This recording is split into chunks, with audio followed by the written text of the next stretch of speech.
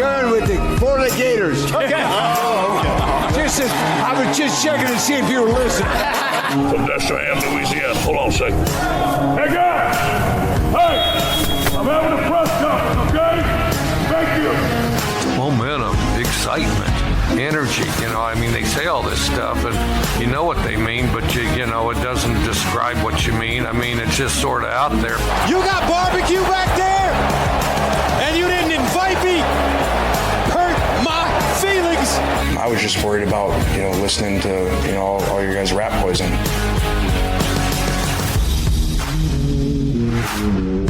Welcome to Sideline Judgment. Here are your hosts, Sergio and Tyler.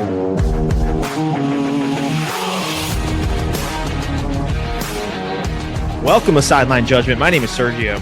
My name is Tyler. And today, Tyler, you're the only one of us here that knows what some kind of football happiness looks like, a little adjacent to it. Your beloved Jacksonville Jaguars got the win in week 1. It's true. Would love to know what that felt like. Felt good, gonna be honest with you. And God himself tried to make it not happen because there was an hour and a half lightning delay in that game. I did see that part. He delayed my happiness by an hour and a half. I think he was in on the whole misery index that I told you before the recording started here. Misery index is high over here for those of us with in case anyone was curious. For any South Florida based Florida Gator fan, it was a rough weekend. And for every Florida Gator fan, it was a rough weekend. And so that's South Florida, meaning Dade, Broward, and Palm Beach, not whatever it is that they call that in Tampa. Yeah, we're not going to. I think we have to let them call them that. Absolutely not. Absolutely not. I have very, very nice things to say about the University of South Florida Bulls football team. We will get to that later on, Tyler, because as impressive as they were this past Saturday, USF was, the Florida Gators were unimpressive, and we are going to talk about that first. It is obviously the main thing that we will speak on today. And then we're also going to kind of go, around and just kind of give our takes and give our opinions of like what we've been watching in college football the first 2 weeks from a national perspective, because that stuff has been making me very happy. The Florida Gators have not, but the rest of college football has been pretty fun to watch. We have some opinions on specific teams. It's just kind of going to be a time capsule as to, where we are in the season. And then maybe we'll look ahead to Saturday's. I was trying to be super optimistic and say, but win against LSU, but a night game in Death Valley after last weekend. We will be on the field. The Florida Gators will be on the field. I guarantee you that. They'll be there. I am going to just show up to play. I'm going to let you just kind of. Because it's an incredible opportunity. Sorry, you are just foaming at the mouth here. I'm gonna give it to you, Tyler. What were your thoughts on Saturday's game? Where are you? If you have questions to ask me, feel free to bring me in. But I'm gonna let you go, my friend. I'm gonna give you the floor. I am muting my microphone. You let me know when I can unmute. It's over. Okay, all right. I just unmuted my microphone to say, take a breath, give us your thoughts, but maybe don't destroy everything on September 8th. It's over. Why do you and I believe a call me a gambling portion, man the way I'm hitting this over. Listen, tell me why you and a large number of Florida fans, in both of our lives and people we know and don't know, feel the same way. Explain why that is a sentiment within the fan base.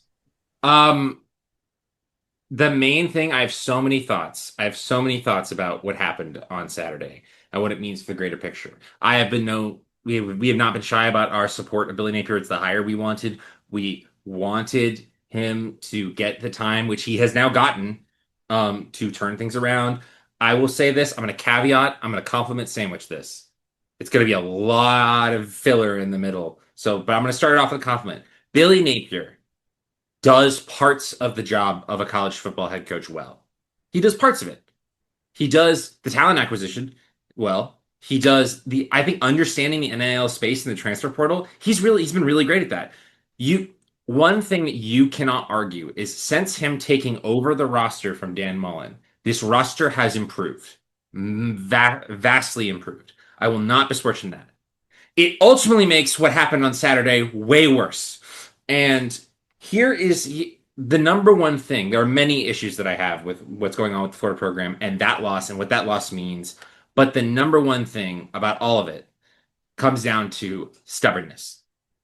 It is, we have said for like 2 off seasons now, definitely 2 off seasons ago, for certain, we talked about it on this podcast, for certain this past off season, Billy Napier needs to hire an offensive coordinator. Like, and that can be promotion from within. It's not a matter of the offensive system being bad, although I personally have issues with it, considering it, I'll get into that in a minute.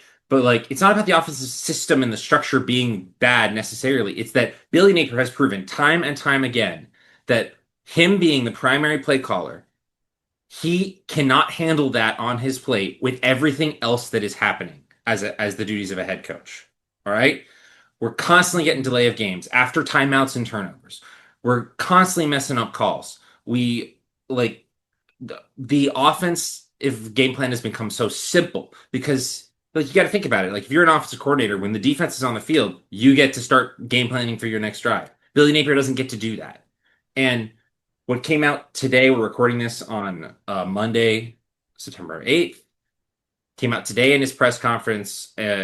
And when asked if he would be consider relinquishing play calling duties, he said apparently a very terse response, no. And to me, that is my main issue, is that there is something within your control that everyone can see is an area where you could get so much better. You could get better, and you refuse to do it for no other reason than stubbornness. The defense did not cost Florida the game on Saturday. The defense actually played well. Obviously, bad end of the fourth quarter. They shouldn't have been in that position because you scored 1 offensive touchdown. And yes, you can argue that like you can argue it's like, oh, we had a drop touchdown pass. We had 2 touchdown passes taken off the board by penalties on the same drive. You shouldn't need the refs to have not called penalties on you to have scored more than 1 touchdown in a game against USF. And I will give USF a lot of credit. They are a very good football team. But that's not what this is about. This is, on top of that, it's like you're throwing a touchdown pass to Tony Livingston. And my whole kind of issue with this offensive system that we're running is that Florida is trying to, at least under Billy Napier at the moment, Florida is trying to highlight their tight ends, which our tight ends are okay, but we have Vernell Brown and Trey Wilson and Dallas Wilson. I forget his last name. I think it's Dallas Wilson. And you have Jaden Baugh and you have Jacoby Jackson. You have all these running backs and wide receiver talent, and you refuse to spread the ball out. You refuse to go 5 wide. You refuse to go 4 wide. You insist on living in 12 personnel. And I don't understand that. I understood it a couple years ago when that was where the strength of the roster was, but that's not currently where the strength of the roster is. This is all just kind of nitpicky, but my big thing is like, we criticized Dan Mullen repeatedly for being stubborn about his decision to keep Todd Golden in an area where you could have gotten better, and that ultimately cost them. Billy Napier's doing the same thing, but on the opposite side of the ball. And this was the easy part of the schedule. This was supposed to be, and hey, time will tell. It's the second game. We have a whole season to go. Maybe USF is like maybe they're probably the group of 5 representative in the playoff already, but maybe they go up next week and they beat Miami. That would be crazy. And you'd feel a little bit better about that. But the next games include going to LSU and then going to Miami and then a bye week and then Texas and then at Texas A&M and then Mississippi State, which is, doesn't look terrible now. Apparently that's a pretty good team now. The easier teams in the back end of the schedule, Mississippi State and Florida State, they both look vastly improved. Kentucky is still a hard out. And we're at Kentucky this year. This schedule is hard, and this team, I texted you during the game. I was like, we have to reevaluate what we think of this team. This isn't just them playing bad, in my opinion. It is that, but and sorry, I'm on so many things to discuss. Another thing I was discussing with my friend when we were watching the game is that Florida, for the last 3 years, this is the 3rd season in a row that they've come out looking sluggish. the second Utah game and the Miami game, you could get behind the fact that those were good teams. Utah, well-coached team, out on the road in Utah, came out sluggish in that one. Okay. Miami turned out to be like one of the best offenses we've seen down there in a long time with a number one overall pick at quarterback. That's come out sluggish. All right. You had Long Island University, which you dog walked, but like then you have USF. We're about to go to LSU, and the team still looks sluggish. The team still looks like they're not. What have they been doing this whole offseason? I have not been wading into the DJ Lagway looks like he's regressed thing because he hasn't been throwing all summer, and I actually don't just ascribe that as a decision by Billy Napier. Like that is, I mean, the health of a player. It's weird when you're doing medical stuff. It's weird when you're doing medical stuff. The reality is it's the thing is like they could have done the surgery and he missed spring but got to practice earlier, or he missed spring already and got it's not, none of that's different to me. It's not about DJ Lagway to me, but it's like the offensive system. I remember seeing this in the offseason where it's just like you look at what Texas A&M asks Marcel Reed to do, and then you look at what DJ Lagway, what Florida asked DJ Lagway to do. Like Marcel Reed is just being asked to make layups, and DJ Lagway is being asked to solve math equations. Not that DJ Lagway can't do that, but like why can't you build in some layups? Why, when Jaden Baugh is running over the Bulls in the first quarter, do we not see him for 30 minutes? Yeah, like all of this to say. This all comes back to my main thing, which is that I like compliment sandwich. Billy Napier is, I think, a good person. He clearly like cares a lot about this football team. He's a good leader of men to a degree. He is excellent at one part of being a head coach, which is talent acquisition, which is what we knew he would be good at, and we were vindicated on that. People didn't think that was true for the first part, and we've been very vindicated on that. But the in-game stuff, like, there's just no world where we should have lost that game the way we did. Florida lost that game as much as good as USF is. I don't feel wrong in saying this. Florida lost that game because of the mistakes the Florida Gators made. When you have over 100 penalty yards and double-digit penalties, Year 4. Year 4, returning the entire offensive line. Apparently, we're holding out like you hold out Caleb Banks into the game too. This is like Kyle Pitts all over again. I think you make a lot of really good points there, and I would agree with you on the play calling situation first and foremost. I'm with you, man. Like we all said it. Everyone said it. It's just like yeah. You don't even have to bring in a new offensive system. I was like, just promote from within or bring in somebody in your tree. Just take that off your plate, man. Because I was talking to my friend about this. Another thing. College football is changing. These play calling head coaches, it's becoming harder and harder to be one.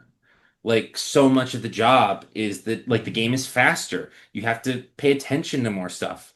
There's all the part of being college football coaches now, the NFL GM style stuff, which like kind of always has been, but it's even more now. And he's good at that part. He's really good at that part. Here's the thing. He is still, I think he's still a good head coach. I don't think that necessarily is translating to good in-game coach. And I think this is something that in different ways, other programs face as well. I think Miami faces this in a way where it's exactly like Mario Cristobal. Exactly. If you could let Mario Cristobal do all of the offseason and off-field stuff, and then just say on game day you sit up in a booth, like I'm with Miami you. would be better. Agreed. Agreed. And I think that stuff like that is why I understand the frustration, because it is the same thing that you've been seeing. The penalties and the coming out sluggish to start the season, it's a pattern now. And so it's one of those things where what is the process like? Because Napier is all about process. He preaches process. He preaches staying the course, all of these different things. But when we get down to it, I don't understand why we look sluggish to start off every single season that we've been there and in that situation. They came out looking like they deserved to win. Yeah, and that's the thing. We've gone all this time without mentioning USF, Golich, and that whole staff there. Listen, I I said it after the USF game that's a really good football team. I'm sorry, after the Boise State game for USF, that's a really good football team. It is a good football team. I do think they are going to end up being the Group of 5 representative. I do think Golich is going to be at a different program next year. Someone is going to give him a bag and is going to do that. Could be us. Could be. I do think that is a very good football team. That still is not an excuse or justification for the performance that was put out on the field on Saturday. Like, oh yeah, it's and here's the thing. I think because we have a history of coming out sluggish, it's not that I'm not as upset about it or anything, but I do feel like it does give me a pathway to seeing where this season could go, right? We talked about it last year. We started off pretty horrendous. The sky was falling, all these different things. And we ended up having a good, season. There's a lot of development. I think one thing that is crucial to having that same kind of arc, because now we are where we are, right? Having that same kind of arc, I think, is DJ Lagway and how he is not only used, but how he looks and how comfortable he is. I don't think he's regressed. I think he's hurt. He's hurt. I think he's not used. He's not comfortable. I don't think that he feels right. He had, was it surgery in his shoulder? Was it his throwing arm or was it his non-throwing? It's his throwing arm. It's his throwing arm, shoulder. He has that sleeve on his calf. Calf is clearly still bothering him. I think there's a lot going on there that we don't know, and I don't think is. I think we're playing with a quarterback that either A, isn't fully healthy, or B, has not had enough time to feel comfortable with his new body, because after every injury you have a new body, and that's concerning. I think that to me is the biggest concern. I liked the backup when we saw him against Long Island the second half, but it was the second half against Long Island, so there's a lot of things there we have to kind of have to see, and then my last thing too is the playbook. I completely agree with you. Why are we featuring tight ends? Because we don't have Kyle Pitts out there. Right. Peyton Hansen and Tony Livingston are fine college players. They're not going to get drafted. Yeah. We've got like NFL talent wide receivers. Vernal Brown III is a freshman, and he looks like a monster. Stud. He's a monster. And I don't know. You could always say, I'm not saying this, but you could say it's like, oh, if they complete that fade pass to him, he doesn't just drop it out of his hands. The game's over. We win. That's kind of also the point.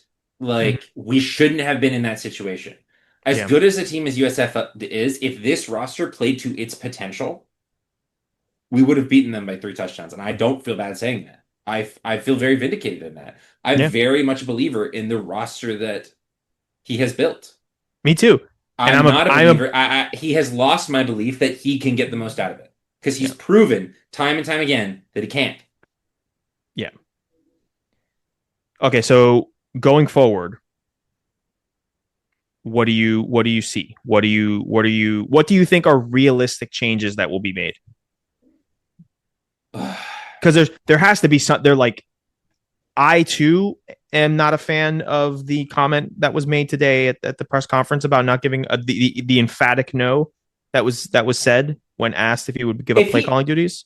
If he had said something just as simple as, it's more complicated than that, like, we have a system, it's too, like, I think fans sometimes I see on Twitter be like, bring this guy down and let's implement a new offense. And I'm like, that takes way too long to do. Yeah. Like, that is it's off-season stuff. You can't install a new offense in the middle of, like, you can adapt, you can change, you can't do that. If he had given like that type of explanation, I'd have been like, I get it. You were stuck in this boat now, so I'm not going to criticize you for that. But you stuck us in here. But to just emphatically be like, no, I'm like, that makes me feel like you just don't want to. You just like don't.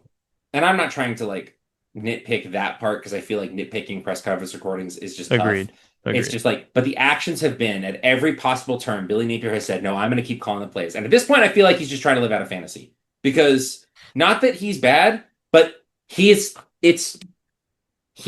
not the best. He is actively disservicing the team. The ways that this team could be better is him not calling the plays. Yeah. Like, it's him. I do think, though, someone else. I think at some point in the season, somebody might force him to, like, Scott Strickland might sit down and be like, "Hey, you need to give up play calling duties and give it to like Russ Callaway or somebody just to try something." The only issue with that, and maybe Billy knows this, the only issue with that is once you give up play calling duties, you can't take them back. Like, what Well, look does that create? What look ask does Gus that, Malzahn. like, yeah. No, I'm supporting your argument there. There's been moments where he has given it back. He's kind of taken it back in the offseason, but he never gets it back during the season when he gives it up. I think there'll be a change made after the bye week going into Texas. I do. I think So I think what kind that of change? no, like an offensive, I think play calling duties will be changed going into that. I think this Saturday against LSU, we're going to see, because we have seen that there is more spread dynamics in the playbook. We saw it in the back half of last year. The Ole Miss game was the perfect example. We threw all over the place in that game. We ran trip sets. We ran we ran 11 personnel, like we maybe one tight end, or we did that. We spread the ball around. We spread the formation. So I know it's in there. I wonder how much of that as well. And this isn't just the making excuses or anything like that. This is just a genuine question.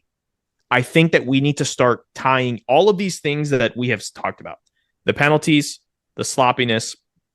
The penalties and the sloppiness, the sluggishness to start the season, Billy Napier not giving up play calling duties, the formations that we're seeing not being the best options for the talent that we have available, DJ Lagway not being 100%. I don't think that we're giving enough credit, and I'm not giving enough credit. Let me rephrase that. I don't think that we're taking that into account when we look at some of the other things that we're complaining about, such as the play calling formations, the plays that are being called. I wonder, it's a wonder. I don't know anything. It's just a genuine wonder I have, if that has something to do with it.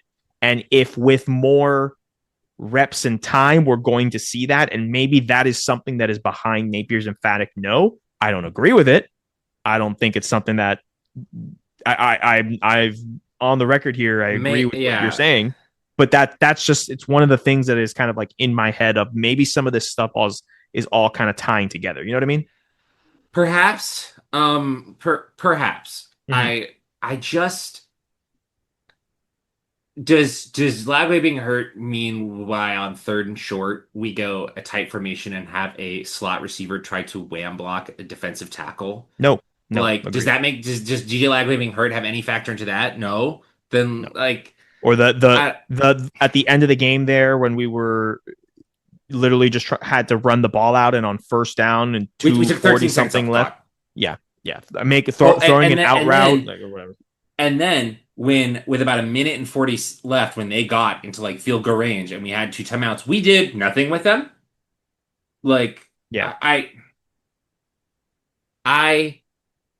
it just reminds me of I was talking to a friend about this. It just reminds me of the Arkansas game that I still can't get over, when we took a 5-yard penalty that ultimately, I don't like to say, oh, this cost us that field goal, because like we missed the field goal, and had he been 5 yards closer, it wouldn't have snuck out like it did. Yeah. Because you don't know if he would have kicked the same way, all that stuff. But it's really hard to look at that and be like, cool, Graham Mertz is going to spike the ball, but then, they send in substitutions, and there's like, oh, so it's 5-yard penalty because illegal substitution, and then we miss a kick because it's 10-second runoff, all this kind of stuff. Right. And that's a situation where it's like, cool, so you cost your team points.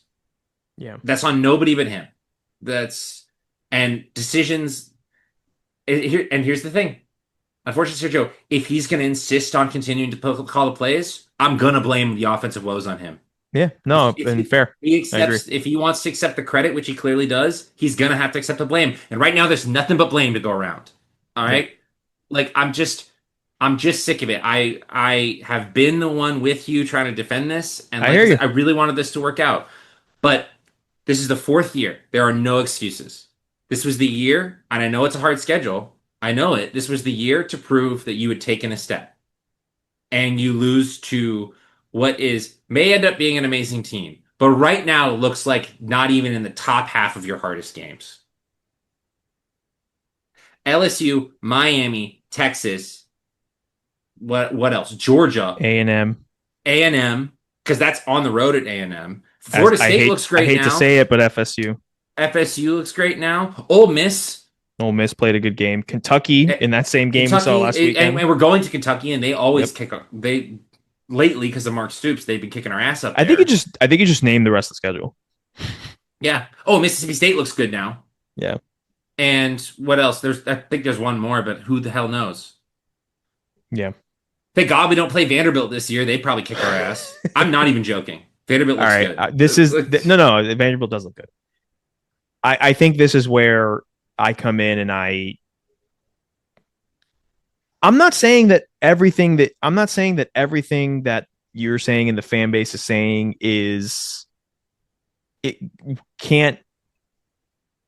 I'm not saying that none of that can't be true at the end of the season. I'm saying it's hard for me to just like completely jump into it's over, horrendous, all this, when I've seen it work, not consistently, right? We've seen it work in spurts and not consistently. And number two, I mean, I love the Gators, but as a stereotype, as a whole, as a reputation, Florida fans are not the most like sane. This isn't a situation where like it's not a team. This isn't a team that's been with this coach. No. Listen, hear me out. I'm with you, but like it's September 8th. It is week 2. I understand. I am with you on the sluggish starts and the frustrations and all of those things. I am completely on board and agree. But to just I hear from a lot of people only when the Gators are doing that. Yeah. And it's not a Gators doing bad, like long-term situation. It's lose a game and then it's the end of the world. We cannot be this seesaw up and down situation. We have to be more cool-headed. Okay. You cannot want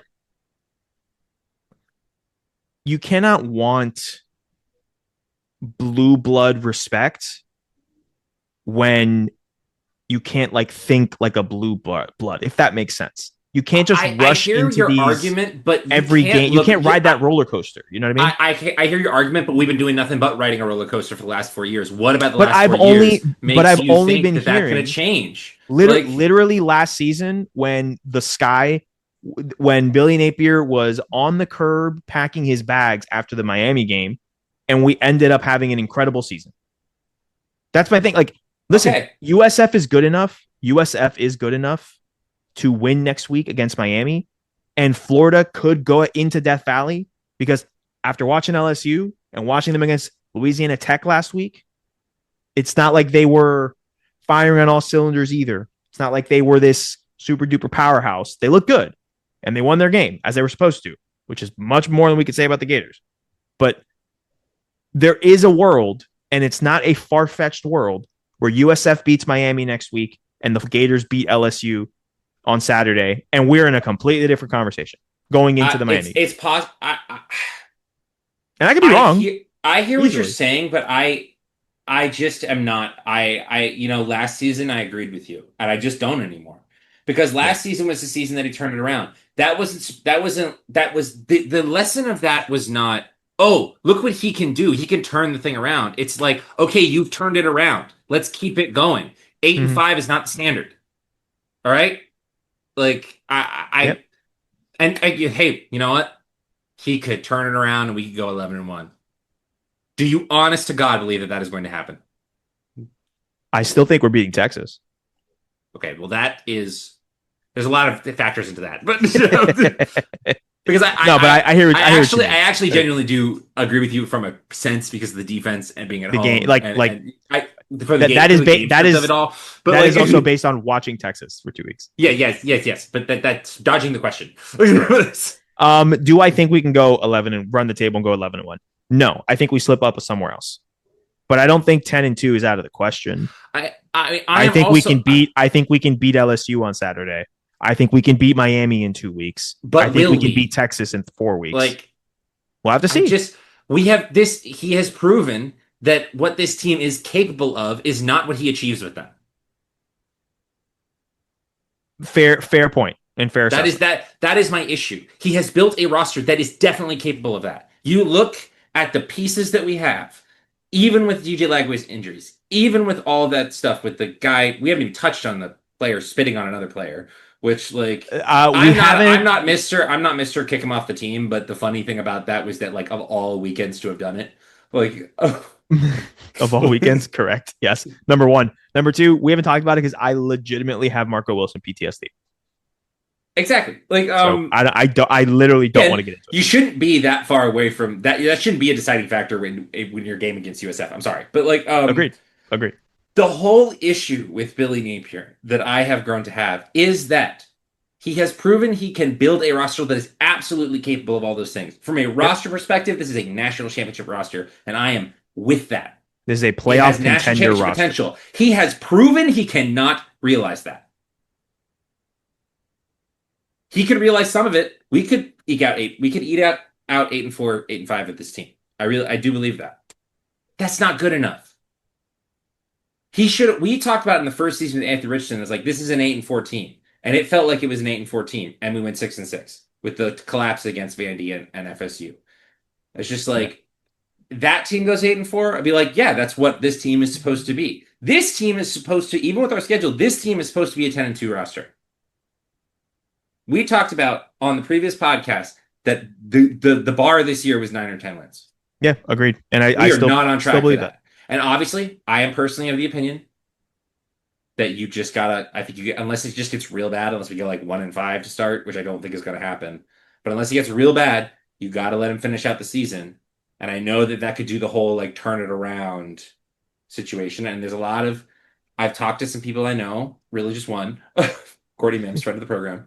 And well, a lot of the information about like, on top of the buyout needed, now because of the new house settlement and rev share, there's additional money that has to be funneled in.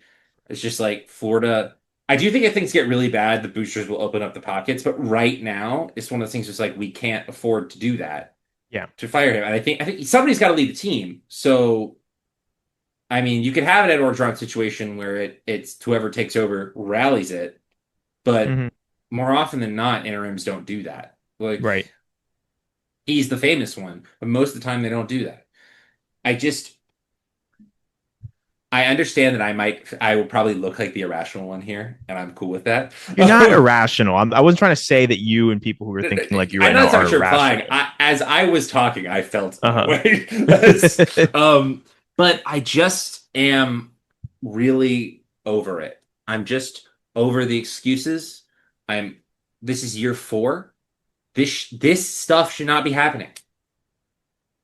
I hear you, and I agree with you. This stuff should not be happening. I'm not going to throw the season away on Monday, September 8th against a team that, while we should have beaten, and there were a lot of self mistakes in that game that were the reason we lost, that is a good football team. I said it before the game. I agree. I'll keep saying it. I think they can beat Miami. That's going to be a 1-score game. Whatever the spread is, take the points. Like, that is how I feel. So, yeah.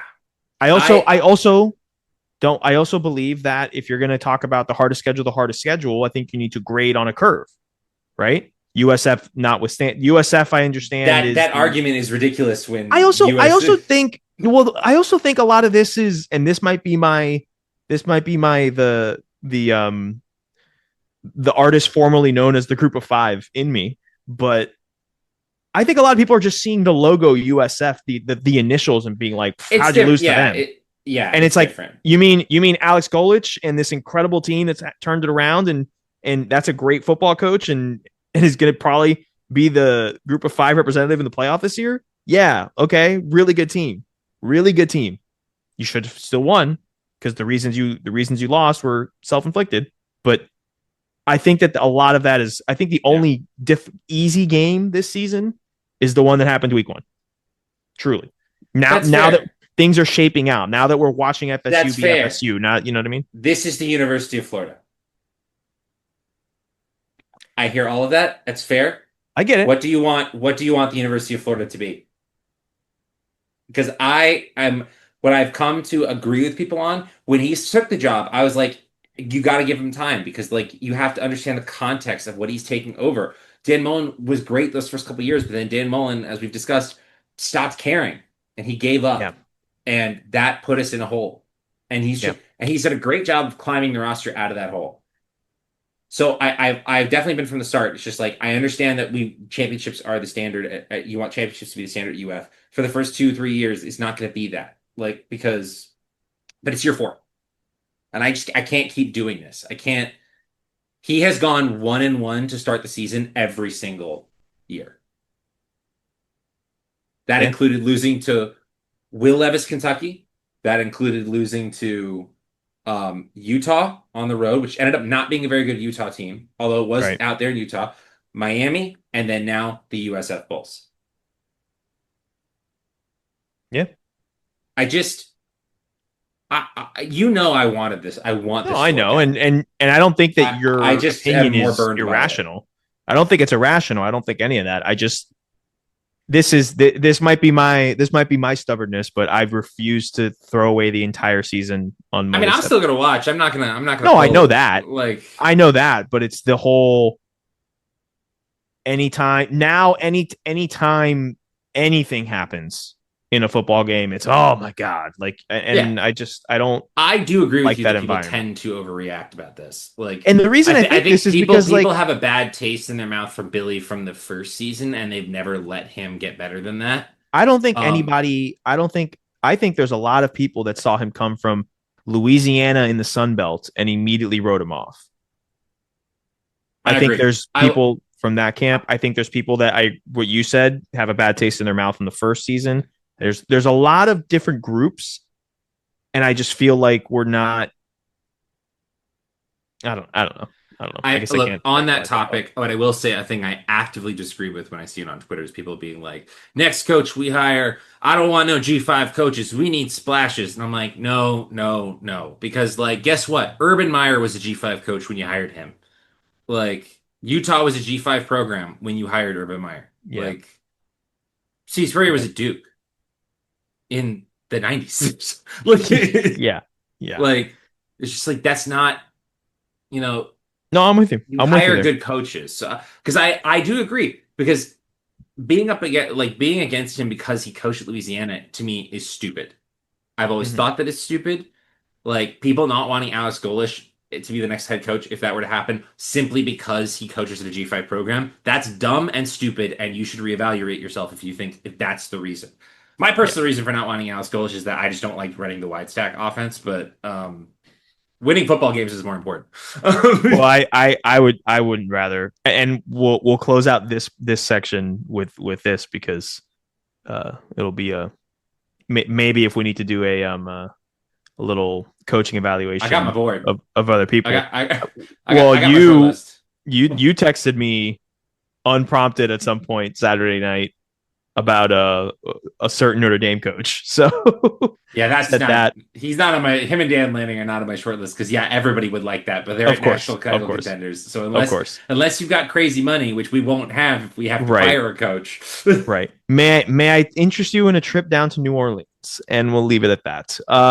He is number one. Thank you very much. I'm glad that it's him. It's him. It's our friend in Hotlanta. Mm-hmm. It's and it's a little guy out at a program. Our friend with the bees. Our friend with the Waffle House bees. Okay. And then I haven't heard anyone else say this, but he took a team to a championship game in its first season in that league last season. Is this a very young coach out in the desert? Actually, that is him too. But I don't think Kenny Dillingham would leave Arizona State. I thought we were saying names. We were naming names. I was talking about a friend at a university that had been hit with the death penalty way back in the 80s. Oh, a former Miami. I haven't seen anyone say that, but I was like, interesting. I wouldn't hate that. He had some South Florida connections. He's been in the SEC a bunch. He did. He was the OC at Miami. I don't hate that one. Little Pony Express action. Say it, but because I'm trying to think of like proven head coaches because I don't want to hire an offensive coordinator. Let's leave that one, Tyler, to a little bit later on. think we've aired I our do think it's a little grievances. early for this. I think it's a little early for this because, like, No, of I'm course. with That's you. why. Yeah. It's game 2, and you're Yeah. right. Look. In a world of theories, they could go 11-1, and Yeah. we could be eating our words. And Billy, but he has shown. But so far, the track record indicates that will not happen. The last thing I'll say is that it's ironic, but Billy Napier needs to pull a Dabo. He needs to pull a Dabo Swinney. He needs to reinvent himself, take a look in the mirror, or else he's going to lose his job. The funny thing is that Dabo doing that was what fired Billy Napier at Clemson. Yeah. Hey, so maybe take a lesson from that. Could be. I was gonna say take a Brian Kelly, have the 4-8 year. He's But very it's similar. the same very idea. Similar. Same idea. Same concept, basically. Brian Same Kelly has done it like 3 times. Like, and say what you will about the person, like he has proven that he is a good football coach because he will do that. He will make the changes it takes to win. Billy Napier, I feel very confident saying is a very good person from what I can tell. Same. I need him to have some self-reflection and some evaluation. I'm with you. I applaud having I applaud having the commitment and the clarity of vision, or at least the confidence to truly believe that you will work it out and that your way is the right way. I do applaud that in a general sense. I don't applaud the lack of reflection and the lack of introspection that I'm seeing from him. No, Because he's not making the changes. It's funny, he's made so many changes on the defensive side of the ball. Mm-hmm. And but he's just not done that on the offensive side. And it's worked on the defense side of the ball. Anyway, it's worked. The defense still looks great. Yeah. Yeah. All right, Tyler, let's put a feather in the Gator talk, and we'll revisit that at another time. Hoping this Death Valley game goes well for us. But other than that, Tyler, before we kind of sign off here, what else have you been seeing in college football? What's made you happy? All right. What have you noticed? We'll start with the happy stuff. I have some thoughts on some other teams. In the past, we would play, 5 wide and 2 point and everything, but just with our schedules and, are not recording every week. I think that this is a better approach to what we're doing this year. Let's kind of just take a little inventory as to what have you thought, and what were your thoughts from the first 2 weeks of college football? I think immediate thought, the thing that I'm most happy about is that so far the Big 12 is just as unpredictable as we expected it to be. Like Arizona State lost to Mississippi State this past weekend in a good, talented game, but Arizona State did not look good. Kansas State's defense just doesn't exist, apparently. Iowa State's out the gate swinging. TCU looks great. Like Arizona has kind of reinvented themselves. Like Baylor looks good, even though they lost to Auburn, but Baylor looks good. Meanwhile, what was it? Kansas looks good, but is kind of iffy. Like one of my favorite things about college football, especially in its current state, is that the Big 12 is really an anybody can win this league. And it's proved to be unpredictable in a fun way, even 2 weeks into the season. It has in that good way, and then also I think it's got some black spots. I had my friend Matt. I spent the weekend in the Keys, so I kind of detached, but we watched a lot of college football. And at one point, my friend Matt turns to me and goes, "Who's that coach at Oklahoma State?" I said, "Oh, Mike Gundy." Oh, Mike Gundy. Isn't he like a lifetimer there? I was like, "Yeah, he's been there forever." He goes, "When are they going to get rid of him?" And I said, "You know what? Excellent question, Matt. I have thought the same thing."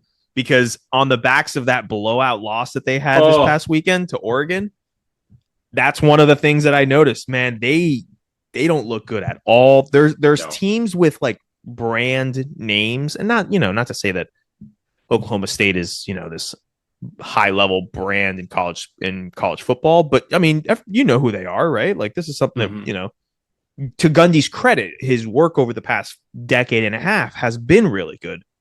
The body of work is great. The overall body of work is great, but you have to wonder.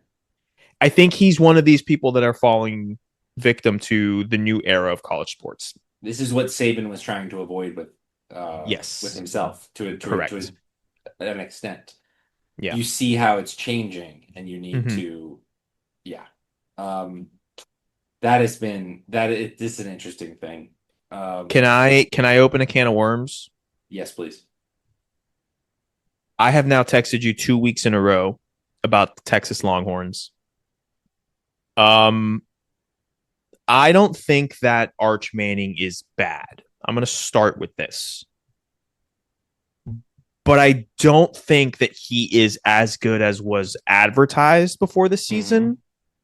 Not to say he can't get there. I just think he is not at that point in his development. And my concern is the things that I'm seeing are kind of I'm not a football guru. I'm not a quarterbacks coach. We watch a lot of it, but I wouldn't say that we are. Correct.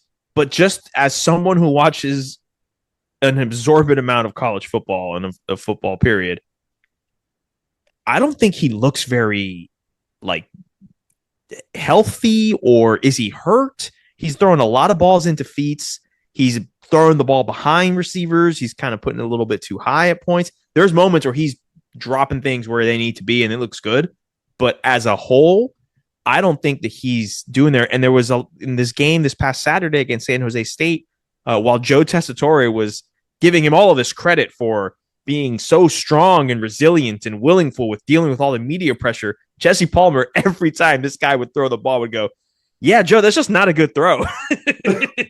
I do love that. It was very like the Spurrier comes out a little bit. The Spurrier comes out. Yes, you could tell he was coached by. Not a good throw. Well, there was one where he was talking about his mechanics, and I'm looking at my buddy Matt and I'm like, mechanics?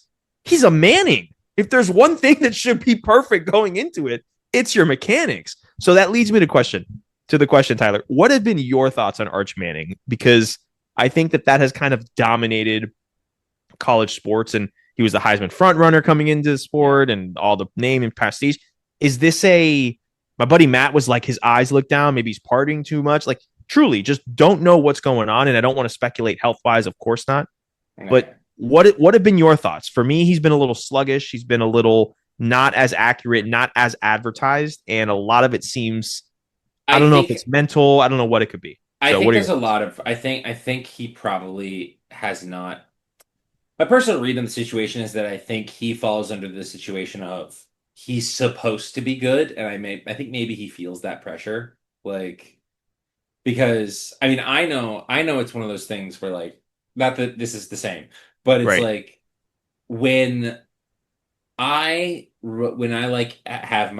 playing EA College Football 26 and I have a quarterback, and like in my old dynasty, when you have the senior quarterback, the quarterback that you've had for a few years, you've maxed him out to your potential. Both times in the last dynasty that I did, where in EA CFP 25, where I had my senior quarterback in his senior season loaded up, I had kind of a down season from their junior year, and part of it was that I was like, this has got to be the year. He's supposed to be good this year. And I think there's a little bit of that. I think there's a little bit of like, all the talk was that Arch Manning was going to come out and is going to be the #1 overall pick. And, you know, like, I'm not saying he can't get over this. You'd be a fool unless you're a maniac, which you might need to be. But like, unless you're a maniac, that you do hear that it gets you. But my big thing is that I think Arch Manning is just raw. I think he's Here's what I would say. I don't think Arch Manning is good yet, but I know he's talented. He's for sure. It's funny. One of the things I want to talk about, I'm going to seed in here. I made this distinction a lot with people when they were talking about UCLA and like Nico. Everybody's just like, well, they're going to have a good quarterback. I'm like, no, you cannot say that. Nico is a talented quarterback. Of that, I will absolutely grant you. He's got traits, a cannon. You can't tell me he's good yet, because good is different than talented. Like, and Arch Manning, very talented, got a rocket arm. Like, I think he is very clearly very well loved by his teammates, which does matter to me when you're a quarterback. He's got a lot of athleticism. He's in an offense that I think will, over time, like, showcase the best out of him. I don't know if Sark I don't know how Sark ranks as a quarterback's coach, but he's a great offensive system developer. Like, he's always been good at call and play, like designing offense. Always been really good. Which is different from being a good quarterback developer. Correct. I think that, like, he's talented, but I won't say, I don't know if you can't really call him good yet. And I've only seen him twice. One was at San Jose State where he didn't even look great and they were winning by like 40. Well, okay. Yes, but that I watched that game. It's deceiving because San Jose State like turned the ball over a million times. So like it's a bit deceiving there, but he had a bunch I don't know. He had a bunch of like big touchdown passes, but yeah, it seemed to me short from the little I fields. saw that was a lot of the receivers doing work for him. A lot, like, yes, exactly, and it was a lot of short fields. Hey, he did those count. Those are 6 points, just the same as a great throw. Agreed. Agreed. He had that one really good run on the rushing touchdown he had, like no question about it. But that you could see, he's athletic. He's a good kid. He's a good quarterback. I find it hard to buy into both. Sark now has a quarterback that allows him to call an NFL style playbook, which is stuff that was said on the broadcast this past Saturday, by the way. So it's not just like people saying it, like it was said on the broadcast that Sark said that himself. I don't know how it could be that, and at the same time he's young and still developing. You know what I mean? Like if you're young and still developing, how can you run? Right. I'm confused. I don't know what it is. And I see him wincing as he's throwing, and I'm like, is he hurt? Like, I don't know. I don't know if he's hurt or not. Is he dealing with something? Because like there's certain things where like no one's touching him. He's wincing as the ball, and then the ball ends up in the dirt. And it's like, okay, clearly something happened there. I don't know. All of those questions are kind of in my head. This kind of leads me to another thing I've noticed about college football so far this season. Across the board, other than a few, most of the quarterbacks that I'm seeing, especially the highly touted ones, are off to slow starts. Like, with the exception of, because I was going to kind of mention that as well. With the exception of Lenore Sellers. Lenore Sellers. Nussmeier is looking great. I think John Mateer at Oklahoma is looking pretty good as well. Moneyline Mateer. Make sure you say his name correctly. Moneyline Mateer. And that part of that is like he's got better talent now, and also he's coming over with the same offensive coordinator that he has that advantage of like, getting the same. Right. All of these quarterbacks have the advantage of continuity. Now, DJ Lagway, Cade Klubnik, Arch Manning also have that advantage, and it's not seeming to help them. Right. But like overall, like I'm seeing a lot of slow starts from quarterbacks all around. And I will give this to, unfortunately, have to bring back, I'll give a little bit of this to Billy Napier. It's not like DJ Lagway is the only quarterback that comes out looking like he's slow and sluggish to like start the season compared to where we thought he'd be. It's happening to a lot of them. But it's something I've noticed. And I think the thing is that it's at a lot of the big programs. Like Ty Simpson in Alabama does not look up to what he probably could be. Bryce Underwood at Michigan looks good, but he's also a true freshman. And I also don't want to put too much on him there. This was another one of my points. Brett Venables reminded everybody that he is the best defensive mind. He's the best defensive coach in the world. Yeah, he knows what he's doing. That was going to be one of my points. So, but yeah, I think there was a lot of true freshmen going. It's like the hardest test he could possibly take, right? Yeah. Second game of his career. You're going to play Brent Venables. First road game. Game day at night in Norman. Get out of here. Come on. I can't give Brent Venables enough credit. I think everyone has forgotten because they thought that Brent Venables might get fired this year. And so far, it's week 2. We don't know. They could lose every game from here on out. So far, Moneyline Mateer seems to have saved his job. But, or at least on track to. I give him a lot of credit for daboing and being like, cool, we have to make a change. And we have to, but. Well, he did learn. He did learn some stuff. He did. I don't think people give Venables enough credit for turning Oklahoma's defense into what it is now. Like, oh my gosh, when he took that job, that was the whole thing. It was like Oklahoma's defense is the worst Power 5 unit. Yeah. Like, based off their talent, they shouldn't be this bad. And they were bad for years. Horrendous. And he comes in like 3 years. It's like, this is one of the best defenses in the SEC. Like, yeah. I agree. I think you have to give them a lot of credit, and now they look like they have an offense. Well, that's another thing that I was saying. Another thing that I was getting at with what I've noticed this season. I joke, right, Moneyline Mateer, but my brother was saying, like, no, like this is someone that everyone is buying into over in Norman. He's getting legit comparisons to Baker Mayfield, and it's not 100% out of place. I see the stylistic comparison because here's the thing, it's not a matter when I like to make comps, I make it very clear it's not a matter of quality, but it's a matter of style, and he plays like Baker Mayfield. He does, and they're winning. He's not as good as Baker Mayfield yet, but No. he plays the same style. Well, I mean that last drive at the end of that game that took up like 10 minutes, 8 minutes, 10 minutes there at the end in the fourth quarter. Like, come on, bro. That was beautiful to watch, like especially if you like offensive football, like in terms of controlling the game. I will say something to monitor with Oklahoma that I'm a little worried about. Mm-hmm. They run him a lot. They do run a big game. It's a big game. It's worth it. But it is a concern of mine where it's just like, are they able to run the ball when he's not the one doing it? Because you can't ask your quarterback to take that many hits in the SEC schedule. And here's they have a hard one too. Every schedule's hard. It is I what understand, it is. and like, but that's the thing. It's like you just in the SEC and in college football in general, in the SEC, it's hard to ask your quarterback to take that many hits if that's going to be their game plan. In every gotta have it situation, they asked him to run the ball. And I'm sorry, but unless you're Tim Tebow or Cam Newton, well, he's just not built like those guys. And that's the thing. It's like unless you're built like that, which like Lenore Sellers could do it, but and he put some weight on this. You can't ask most quarterbacks. You shouldn't be asking to do that. So I think they're going to need to find some alternatives. They're going to need to figure something out in the run game. They don't have Jaden Allen back yet, so we'll see. Yeah. We'll see there. What else stuck out to you from the first couple weeks? Carson Beck. Carson Beck has looked kind of good. Makes you question: was he the problem in Athens? Whoa, Georgia doesn't know how to create a good passing game. I'm shocked. I've heard that apparently they're going through some offensive line troubles in Georgia. They've got a lot of injuries going through. I was gonna say not from performance wise, but definitely injury has led to that. That's been one of those.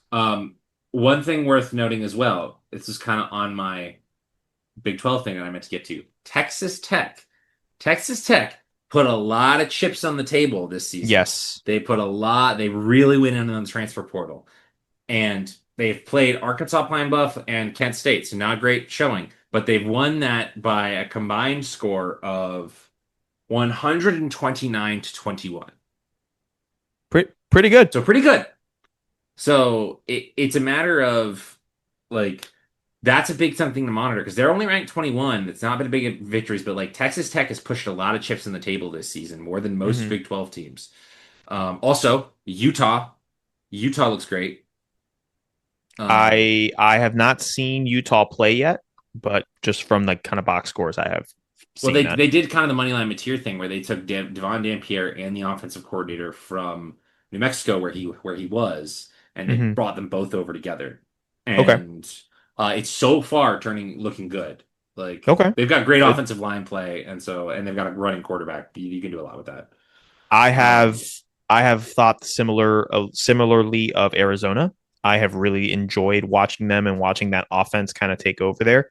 Fafita's doing a really good job down there, and I think that team plays really organized and really balanced football. They do a lot of good play action stuff. Fafita's got the arm to do it, so that's one that I've felt good. What else do I have? I liked in the past first couple of weeks. Which of Oregon or Ohio State do you think has been the more boring dominant team? Ohio State. Ohio State seems. This feels like a 2007 to me in the sense that it's all this crazy stuff is going to happen, and then we get to the end, and it's Ohio State and Oregon. Exactly. It's they just look like the two best teams. Yeah. Ohio State to me has looked like the more boring. Yep. Okay, makes sense. But it also makes me realize too that the Texas offensive line is actually pretty. I mean, they were able to kind of get some movement on that Ohio State defensive front. So, that's the thing. It's like units here and there, right? Who else have I been impressed with? Tennessee, maybe something I wanted to talk about, but Tennessee's actually looked a lot better than I thought they would. The Nico move, I think, was good for them. That was the thing I wanted to talk about. That's my biggest bummer. Is go ahead, Nico Iamaleava. You need to evaluate the people that you take advice from, which is tough to say because wasn't it mostly his dad. Hey, your family is not always going to give you the best advice. No, I hear you. I hear you, man. Not everybody. You got to know. We all have to realize when the advice advice is not good just because your family was the one who gave it to you. Even if you have I love my family. My family gives me great advice most of the time, but sometimes they tell me things and I'm just like, cool, noted, acknowledged, dismissed. And I'm sure they do the same with me, and I give them full right because not all of my advice is good either. But I just meant that I agree with you. I just meant that it must be difficult for him to do that, especially at like 19 years old. Yes, you're making millions. Yes, everyone in sports knows your name, college sports at least, but you're still 19 years old, and that's still your dad. It's like I understand I get it. It's just, but his team. I wouldn't even say him. His team fumbled the bag. Like I'm sure they got money. They did get money, but like, I mean, UCLA does not look good. No, like, and Tennessee does by 15 points getting to New Mexico. I don't even know if they cover. Like I think they'll win, but like it's just Tennessee looks like a well-oiled machine. I was very doubtful of Tennessee, but that system. Yeah. It works, man. It works when it's firing on all cylinders. When it's run well, it works. Like when it's got the right personnel. Hendon Hooker proved that, and Nico. Let's just say, like, Nico's a talented quarterback, but it was a situation where I think everybody at UCLA thought that he was going to make it better, and it does not appear to be that way. And I feel really bad for him. Yeah. I think another team that I regret to give credit to is those Florida State Seminoles. Reinvented themselves. Yeah. Maybe Norvell, Billy Napier should learn something from Mike Norvell. Well, no, I was going to say Billy Napier should learn something from Gus Malzahn. Gus Malzahn left the head coaching job and went to go coordinate. And what that was Gus Malzahn saying, you know what? It's not working. What I'm going to do is I'm going to focus on the things that I do best. And it's drawing up plays, calling an offense. And he did that. And I think Billy Napier can learn in his own way by saying, you know what? I'm going to do what I know I can do best, which should be all of the CEO-esque type things of being a head coach, which he's good at, and he should outsource the plays. That's what I meant by he should take a page out of his book. Yeah. Well, I mean, I didn't mean he should leave and go take an offensive coordinator job. I was about to say, it's just like, because the Mike Norvell thing is like, Mike Norvell was calling plays, and he's just like, I don't think Billy Napier can land an offensive coordinator job. Not currently. not right now. He could definitely land a G5 head coaching job because he's proven he's very good at talent acquisition, and that matters even further at the G5 level. Correct. It's so funny. What if like him and Alex Golesh just like swap? Would you take that right now? Same roster? You think Alex Golesh coaching Saturday against LSU with this exact same team that we have? You think that's an improvement? That's something you'll take right now? I would test it out because it's not a matter if you're asking me on a specific game situation, and obviously taking out the mechanics of implementing an entirely new playbook in 1 week. Let's just assume that they could run it. I do think it would be better given the talent we have and the ability to use it. Mm-hmm. I'm not gonna say that Alex Golesh would be a better head coach than Billy Napier because we don't know the parts that Billy Napier is good at. I don't know what Alex Golesh is about those. Like it's just hard to evaluate. So I don't know. I would like to see how the season plays out. Agreed. I have my big board. Don't worry. He's like in the middle of it. He's not at the top. I'm with you. He's in the middle of mine. And listen, don't just because I'm out here, I thought I did a good job on this episode of being fairly, not so much defending my back and everything. I thought I did pretty decent there, Tyler. You're smiling at me as if like, sure. Our friends are gonna roast probably both of us, but well, I know I'm gonna get roasted because I may have too much patience with coaching. Yeah, I had a lot of patience. As a whole. We've officially hit the moment where the patience has run out. I get you. For me, you're a better man than me for having more patience, but I need it to be more. I need the talent. I need the month to have 2 digits. Okay. I just think it's too early. I need the month.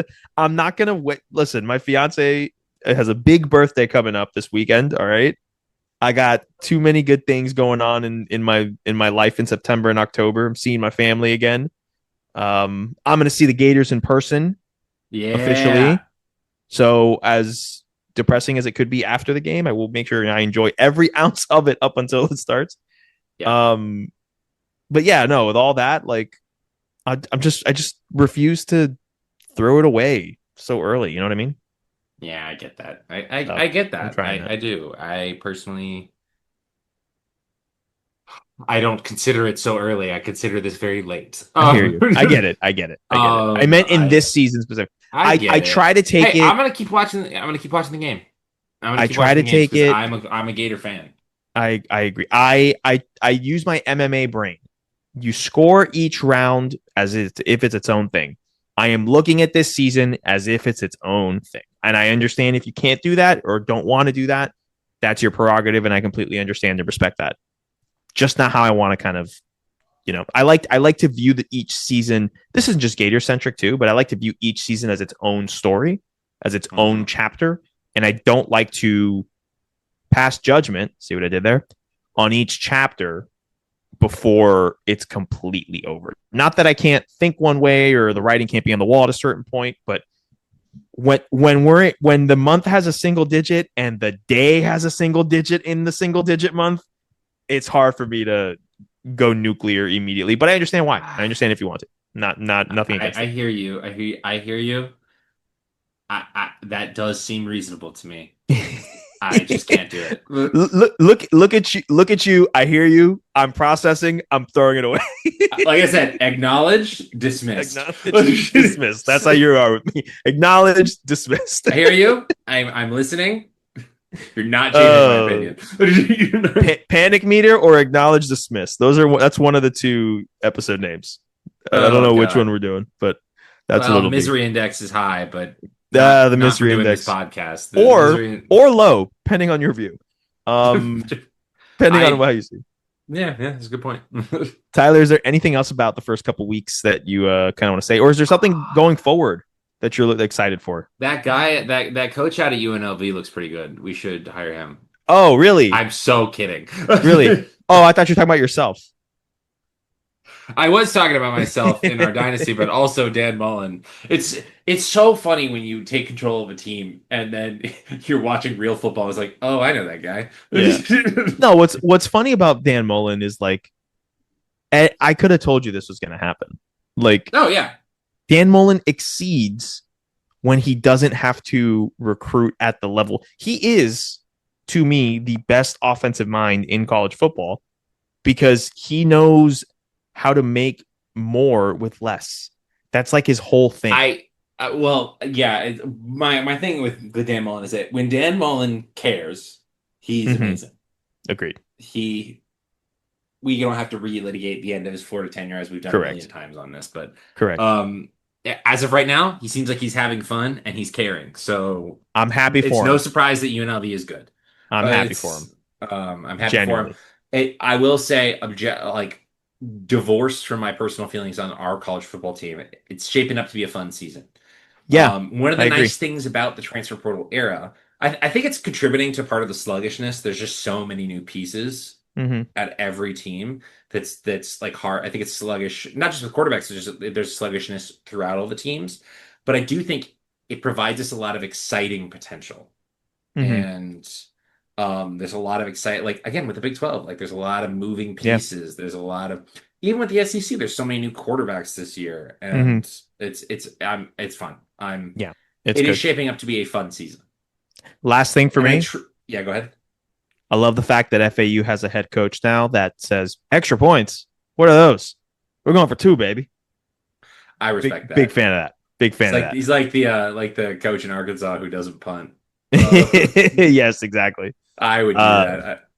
FAU looked good last week. Yeah. It was Bethune-Cookman. I'm glad that one of your teams is doing well. One of my teams did well this weekend. And hey, Shula Bowl this Saturday. Okay, listen. Ooh. We got big time things happening. Okay, we got big time things. So exciting week for me. Yeah. Tyler, anything else you wanna add before we sign off? No, I am looking forward to the LSU game. Me too. I don't personally think it's going to go well for us, but I think people are writing us off in a way that they probably shouldn't. Yeah. I mean, in my opinion, it is a whole endemic thing that Florida's going to get up for this game when they should have been up for USF. But that's besides the point. I do think Florida will get up for this game. Yeah. But yeah, I'm excited. I feel the same way. I feel like this. One thing about Billy is that I do think that if you look back at all the like, what are you doing games that we've lost in the past 3-4 years? The week after we do always seem to respond. So there is something about that. I mean, I'm not excusing obviously, but like, listen, I'm on to Cincinnati. Okay. I'm on to the Tigers. That's where my brain is. Let's win. I desperately want USF to win this Saturday. Not just because they're playing Miami. A lot better, but would make life a lot better. If Miami dog walks USF, we're gonna have a hard time. yeah, we will. So because my one conceit of this whole thing, even though I think that Florida losing that game was all on Florida, I will say USF does look like a good team. If they get dog walked by Miami, it's gonna be even. I don't think that'll happen. I think Miami will win. I think it'll be a close game. I'm hoping it's a close game. So we'll see how that goes. And who knows? Maybe, just maybe, the next time that we're back, we will be discussing LSU and Miami and how those games went. So Tyler, we shall see. Thanks so much for this Monday evening and working with our schedules. Yes, hopefully we're back. Like I mentioned, hopefully we're back in a week or 2 weeks at the most, because I like these check-ins, seeing where the season's at, seeing what we feel, and hopefully they're much happier Florida Gator related conversations moving forward. That's the hope. That is the hope. Dangerous things. This has been another episode of Sideline Judgment. My name is Sergio. My name is Tyler. And we are not biased, Tyler, but go Gators. Go Gators. And go Owls. Don't sigh the Go Owls. I'm not it's Shula Bowl week. The sigh was left over from the Gators. It is Shula Bowl week. Go Owls. Thank you. Roll's going to really buy that explanation.